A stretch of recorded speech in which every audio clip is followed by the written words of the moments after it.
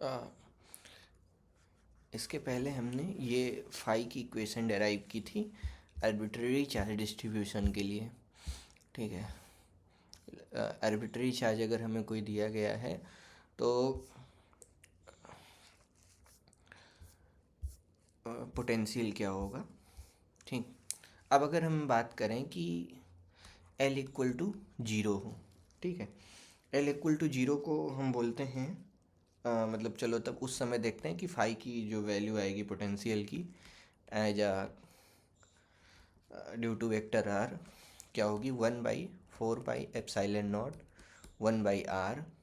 ठीक है, L equal to zero है तो ये r/r की पावर ज़ीरो हो जाएगी और ये हो जाएगा rho PL cos theta dv dash. ठीक है, और as a function of r dash. ठीक है, तो इसमें हमको क्या मिलेगा कि जो मतलब जो r इक्वल टू जी L इक्वल टू ज़ीरो पे जो पॉलिनोमियल की वैल्यू होती है ये देखो 1 होती है।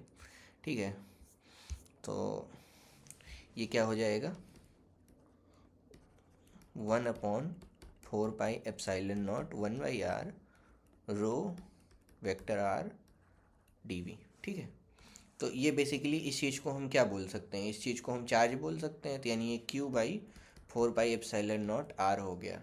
ठीक, तो L इक्वल टू ज़ीरो पे क्या बना ये मोनोपोल टर्म। ठीक है, अब अगर हम बात करें L इक्वल टू 1 के लिए,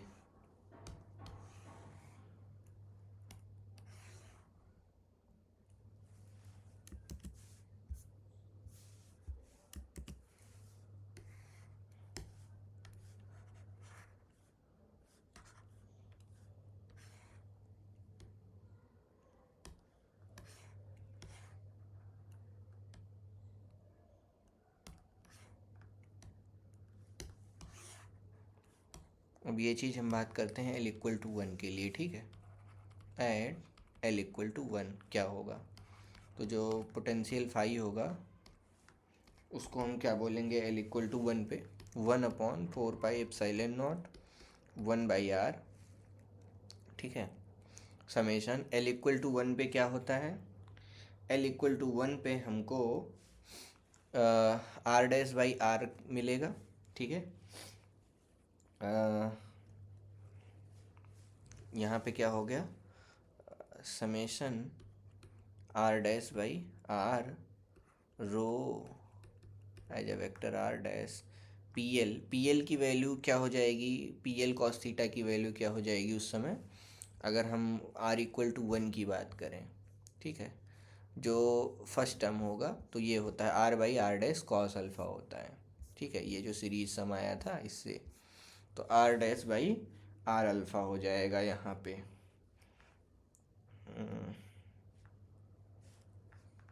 r dash by r cos alpha.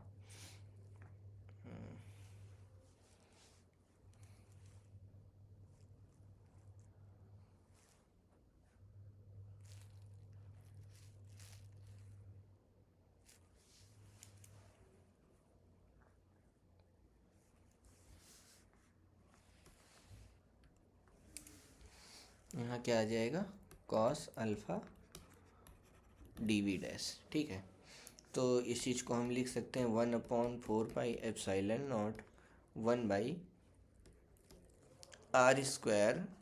ठीक है, और r डैश कॉस अल्फ़ा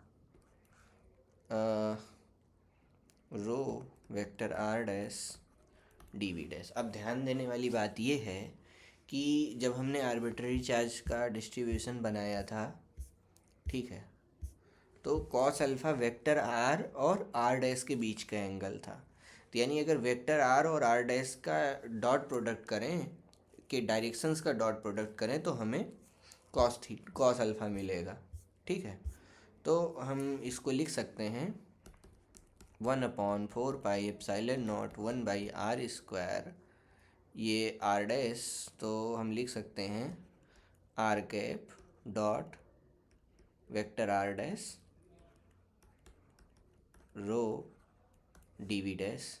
ठीक है, तो जो ये जो वेक्टर आर डैश है, मतलब ये जो वेक्टर आर है, इसको हम डिस्टेंस बोल सकते हैं। ठीक है, और ये डॉट जो यहाँ पे ये जो डॉट है ये आर कैप है। आर कैप अगर हम बाहर निकाल लें, ठीक है,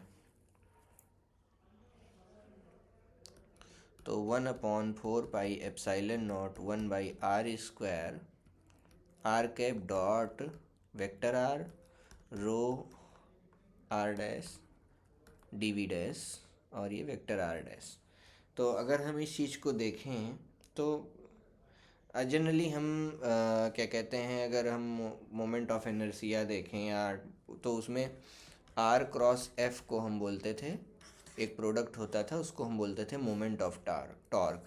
वैसे ही यहाँ हम मोमेंट ऑफ डायपोल डिफाइन कर रहे हैं लेकिन डॉट प्रोडक्ट के टर्म में। ठीक है, तो इस चीज़ को यहाँ देखो, डिस्टेंस भी है और चार्ज भी है। रो डी वी से क्या हो गया, चार्ज भी है। तो इस चीज़ को डिफाइन करते हैं as a vector P, dipole moment. ठीक है, तो ये क्या हो गया, 1/4 pi epsilon not 1/r² R cap dot vector P. और वेक्टर पी क्या है, ये डायपोल मोमेंट है और ये जो फर्स्ट टर्म है इसमें वो डायपोल टर्म हो गया।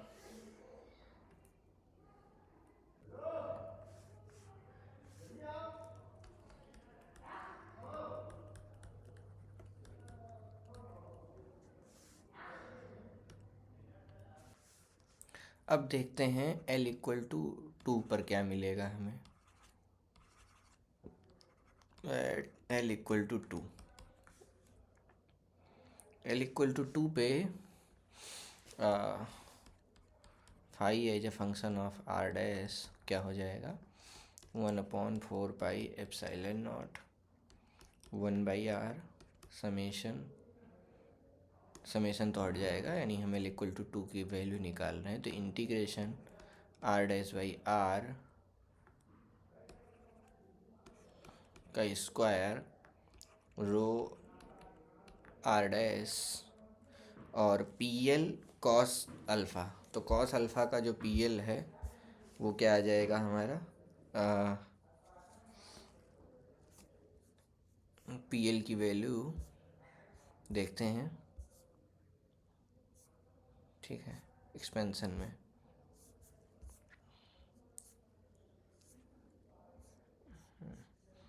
ये 3 cos² अल्फ़ा -1/2 ये हो जाएगा 3 cos² alpha -1/2 D V dash. ठीक है,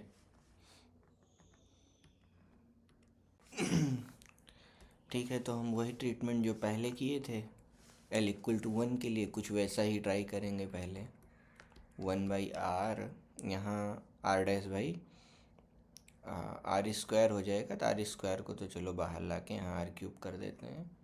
ये हो जाएगा r डैश का स्क्वायर, और ये r डैश का स्क्वायर भी चलो अगर अंदर भेज दें तो rho r dash 3 times r dash का square cos² alpha minus r dash का square upon 2 D V dash.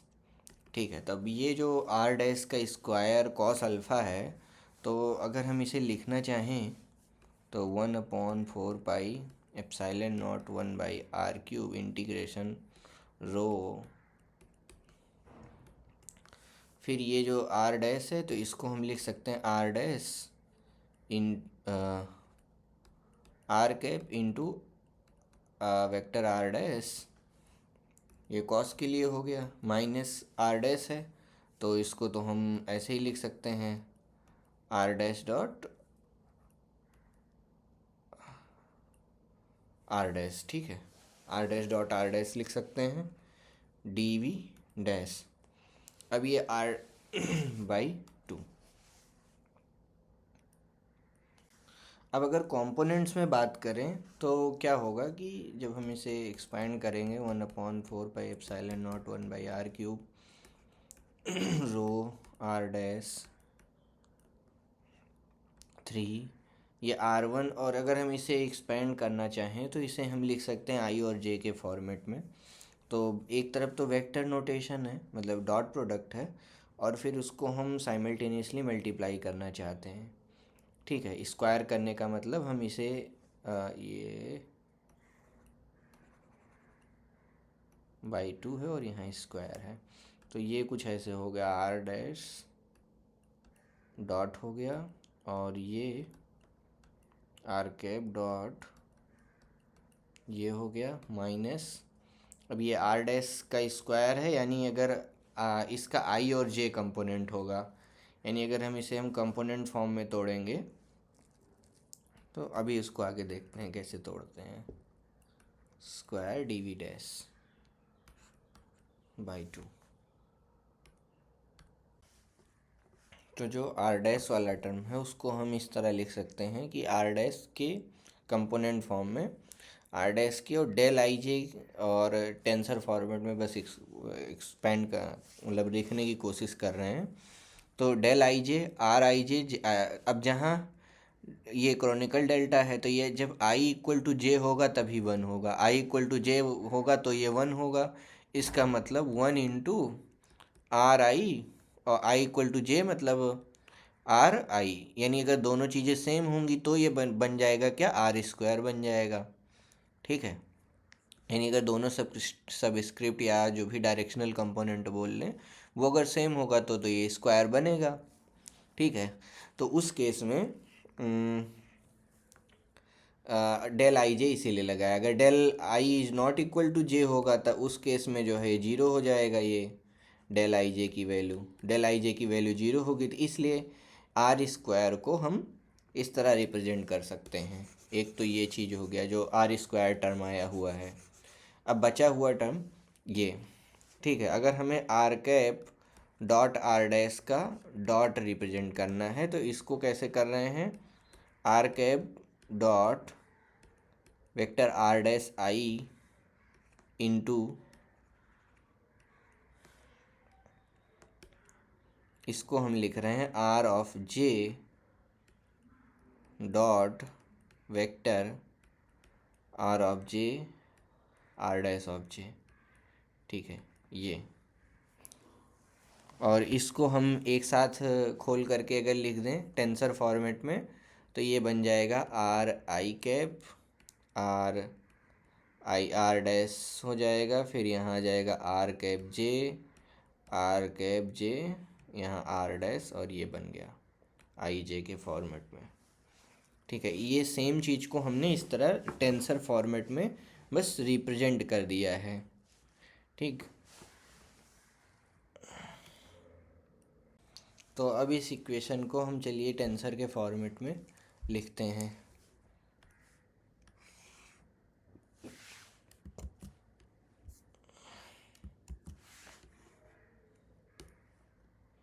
ठीक है, तो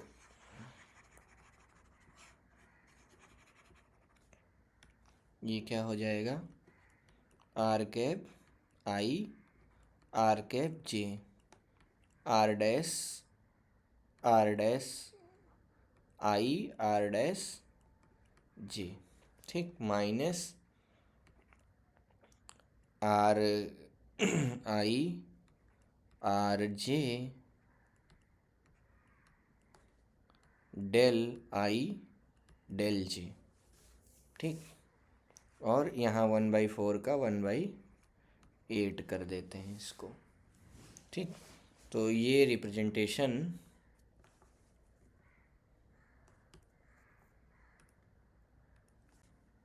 यहाँ क्या हो गया 3 ये और डी वी डैश। ठीक, तो ये हमने जस्ट रिप्रेजेंटेशन किया है। अब ये जो आर कैप और ये आई जे, ठीक है, ये जो आर कैप वाला कंपोनेंट है उसका इस इंटीग्रेशन से कोई लेना देना नहीं, तो इस चीज़ को हम बाहर निकाल सकते हैं। ठीक है, तो इसे हम बाहर निकाल सकते हैं और इस चीज़ को लिख सकते हैं 1/8 पाई ε0 1/r³ आर आई आर जे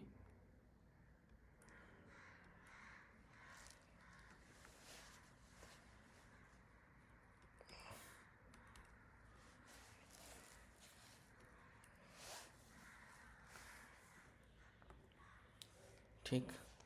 और ठीक, अब यहाँ 8 की जगह 4 ही रहने दो। ये क्या बन जाएगा, रो वेक्टर आर डैश 3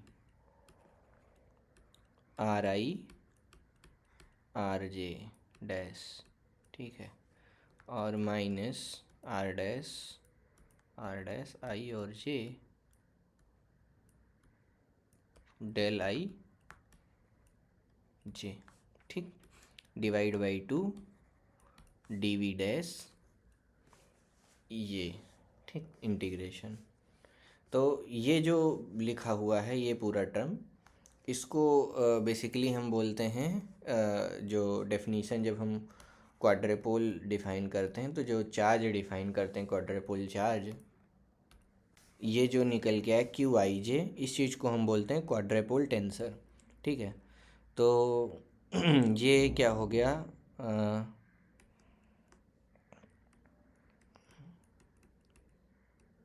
रो आर डैश, इस चीज़ को, ये जो क्वांटिटी निकल के आई है 3 आर आई आर जे, थोड़ा और अच्छे से लिखना चाहें तो इसको हम लिख सकते हैं 3 आर आई आर जे का dash minus R I R J del I J divide by 2 rho vector R D V dash. तो इसको क्यू आई जे, इसको क्वाड्रेपोल टेंसर बोलते हैं, ठीक है। ये रैंक 2 का टेंसर हो गया। और ये जो बचा हुआ पार्ट है ये पोटेंशियल के लिए, जब इसमें मल्टीप्लाई हो जाता है तो ये हमें पोटेंशियल मिल जाता है, ठीक।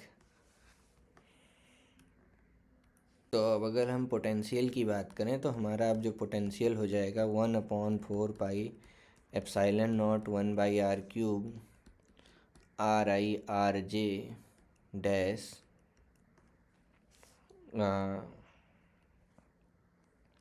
ये हो जाएगा, और समेशन, ठीक, समेशन इसको लिखेंगे समेशन आई और जे दोनों पे, ठीक है, चाहे ऐसे लिख लें, आई और जे अलग अलग, आई और J R cap I R cap J और R dash I R dash J, उसकी जगह क्या आ जाएगा हमारा, ये जो बचा हुआ टर्म, ये पूरा तीनों मिला के इसके यहाँ आ जाएगा क्यू आई क्यू जे। तो शॉर्ट फॉर्म में रिप्रेजेंट करना चाहें तो ये समेशन क्या हो गया, आई और जे पर समेशन रन हो रहा है, आर वाला कंपोनेंट जो है मतलब डायरेक्शन वाला जो हमको मिल रहा है वो इधर से आ जाएगा। अब इसमें बस हमने क्या अलग क्या किया है, जो डायरेक्शन वाला कंपोनेंट था ये आर कैप और आई आर कैप जे, ये अलग से मल्टीप्लाई किया है किसमें, क्यू आई जे में, ठीक है। क्यू आई जे के लिए अलग रिप्रेजेंटेशन, ठीक है। क्यू आई जे को हम इस तरह लिख सकते हैं। अब आई जे हमारा जनरली से एक्स वाई जेड 3 कोऑर्डिनेट ले लेते हैं तो 3 तक जाएगा, ठीक है, इसको हम 3 तक ले जा सकते हैं। हमने क्या सीखा, सबसे पहले पोटेंशियल का आर्बिट्ररी चार्ज डिस्ट्रीब्यूशन किया। वो करने के लिए सिंपल हमने कूलम लॉ के टर्म में लिखा, कूलम के लॉ से जो हमें पोटेंशियल की एक्सप्रेशन मिलती है उसको लिखा, फिर जनरल चार्ज एज्यूम किया और उसकी एक पॉइंट पर डेंसिटी और वॉल्यूम का मल्टीप्लाई करके चार्ज एलिमेंट्री चार्ज लिखा। एलिमेंट्री चार्ज से फिर हमने डिस्टेंस और कोऑर्डिनेट एक्सिस डिफाइन करके सब लिख ली। अल्फ़ा का एंगल बन रहा था तो इससे हमें आगे चल के कॉस थीटा का टर्म मिलेगा। ये सब करते हुए फिर यहाँ पे हमने ये आर का हमें एक एक्सप्रेशन मिल गया डिस्टेंस का, और डिस्टेंस के एक्सप्रेशन को फिर हमने टेलर सीरीज या बाइनोमियल एक्सपेंशन से हमने एक्सपेंड कर लिया। एक्सपेंड करने के बाद ये सारी चीज़ें, ठीक। फिर हमें एक फाइनल लेजेंडरी पॉलिनोमियल का टर्म में इसको सबको रिप्रेजेंट कर लिया। ये एक एक्सप्रेशन मिला कुछ टर्म्स तक, ठीक है। इसमें और भी टर्म होने चाहिए आगे, जितना आगे हम बढ़ते जाएंगे और ज़्यादा टर्म हमें मिलते जाएंगे। तो इसको हमने रिप्रेजेंट करने के बाद अब फिर L=0, L=1 ऐसे निकाल के हम डिफरेंट टर्म्स निकालने की कोशिश कर रहे हैं। तो पहला हो गया, हमने क्या कर लिया, मोनोपोल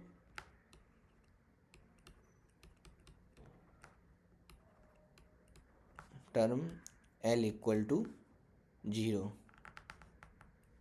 ठीक। फिर उसके बाद ये क्या है, यहाँ पे हमने पूरे आर्टिकल में डायपोल टर्म के लिए किया है।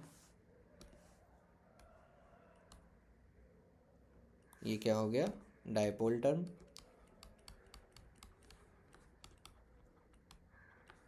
कैसे निकला ये, L=1 से, ठीक। उसके बाद क्या किया हमने,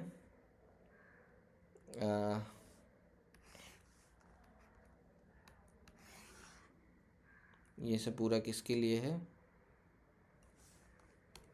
ये है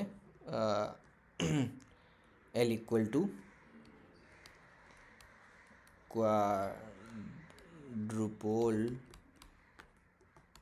टर्म L=2।